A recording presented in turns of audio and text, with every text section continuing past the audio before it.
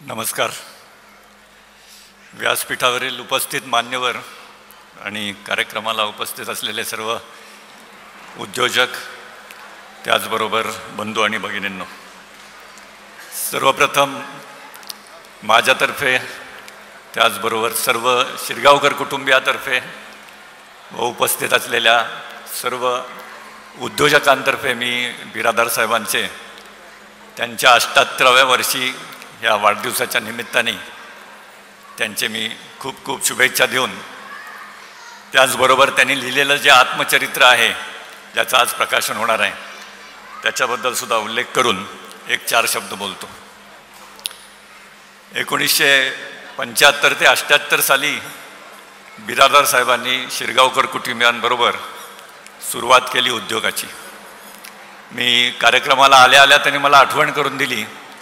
मी उद्योगातसुद्धा आलेलो नव्हतो, परंतु आमच्या शक्ती अलॉय स्टीलमध्ये जी मिरजेला कारखाना होता आणि SB रिशलर्स या दोन्ही कारखान्यांमधून आमची ओळख झाली व उद्योगाची सुरुवात झाली.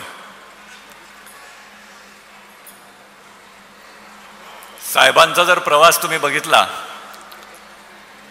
तर हा प्रवास एक अनुभव संपन्न आणि टप्प्याटप्प्याने समृद्ध झालेला प्रवास आहे. यामध्ये आपल्याला सर्वांना माहितीच आहे की कष्ट अफाट आहेत. अपयश पहिला आणि त्याच्यानंतर यश हे त्यांना मिळत गेलेलं आहे.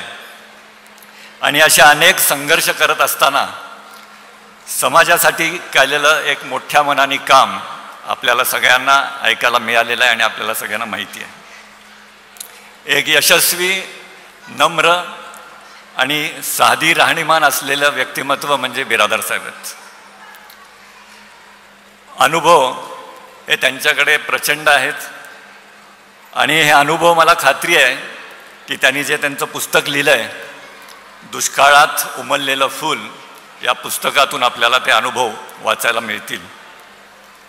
संघर्षाची एक जाणीव आणि यशामागची खरी कहाणी मला वाटते त्या पुस्तकातून आपल्याला सगळ्यांना जाणून घ्यायला मिळणार आहे. वयाच्या या 78व्या वर्षीसुद्धा त्यांचा जर उत्साह बघितला, ऊर्जा बघितली आणि समाजासाठी जे काय आत्तापर्यंत त्यांनी काम केलं आहे हे जर बघितलं तर ते प्रेरणादायी आहे. व्यावसायिक यशाबरोबर शिक्षण, समाजसेवा आणि असे अनेक दीपस्तंभ त्यांनी आत्तापर्यंत इथे इचलकरंजीमध्ये स्थापन केलेले आहेत. एक आधुनिक तंत्रज्ञान, त्याचबरोबर सर्व औद्योगिक संघटनांची जोड, त्यांना नवीन नवीन केलेल्या निर्मिती आणि प्रयोगशीलता ही सारीच जर क्षेत्रात बघितली तर वाखाणण्यासारखी आहे. हे जे काय पुस्तक त्यांनी लिहिलं असेल, जे मलासुद्धा अजून वाचायला मिळालेलं नाही आणि वाचायला आवडेल, या पुस्तकातून मला खात्री आहे की बऱ्याच लोकांना, आम्हाला उद्योजकांना व तरुण उद्योजकांना आणि नवीन येणाऱ्या उद्योजकांना हे प्रेरणादायी ठरेल. जाता जाता मलासुद्धा 1-4 शब्द वाचून दाखवायची इच्छा आहे, कारण बऱ्याच व्यक्त्यांची जी काय त्यांच्याबद्दलची ख्याती सांगितली त्याच्यामध्ये मला शेवटी अगदीच असं वाटलं की मी जे वाचून दाखवीन ते त्यांना अगदी योग्य असं होण्यासारखं आहे.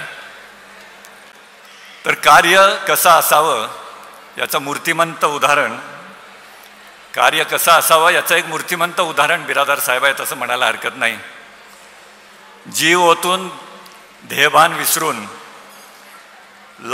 तहान भूक विसरून सुद्धा शेकडो वर्षानंतर, अफाट प्रगतीनंतर कोणाला तरी प्रश्न पडावा की हे कार्य कोणी आणि कसं केलं असावं. संस्थेला मोठं करावं, त्याचबरोबर व्यक्तीपेक्षा कार्याला महत्त्व जास्त द्यावं, सतत कार्य तत्पर राहावं, असेच मला वाटते बिरादार साहेब आहेत. बऱ्याच व्यक्त्यांनी जे बोलून दाखवलं ते मी थोडक्यात माझ्या शब्दात सांगितलं असं मला वाटते. मला 1-2 शब्द बोलायला संधी मिळाली याबद्दल मी बिरादार कुटुंबियाचे आभार मानतो आणि या प्रसंगी आमच्या सर्वांकडून परत एकदा आपल्याला दीर्घ आयुष्य लाभो हीच प्रार्थना करून 2 शब्द संपवतो. धन्यवाद.